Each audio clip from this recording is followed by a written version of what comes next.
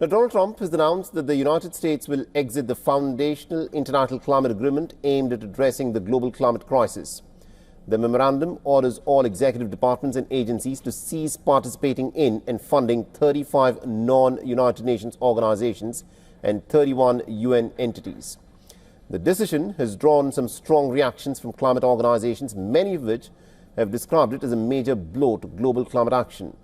In a presidential memorandum, President Trump stated that the United Nations Framework Convention on Climate Change, along with 65 other organizations, agencies and commissions, is contrary to the interests of the United States and will be abandoned. The memo also directs the United States to withdraw from the Intergovernmental Panel on Climate Change, the UN body that is responsible for assessing climate science. Now, other prominent bodies named in the memorandum include the United Nations Population Fund, the United Nations Women and the UN Conference on Trade and Development. Now, the list of organizations includes the International Solar Alliance, a collaborative initiative between India and France on climate change. In a statement, the Secretary of State Marco Rubio said that the organizations were driven by progressive ideology and were actively seeking to constrain American sovereignty. The United Nations Framework Convention on Climate Change, the UNFCCC, was adopted in June 1992 and approved later that year by the U.S. Senate during George W. Bush's presidency.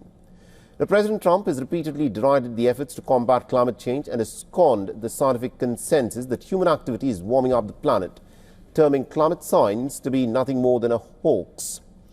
Now, the American president has already withdrawn from the landmark Paris Climate Accord since returning to office, and Trump has withdrawn from the accord during his first term from 2017 till 2021. However, this move was later reversed by Joe Biden.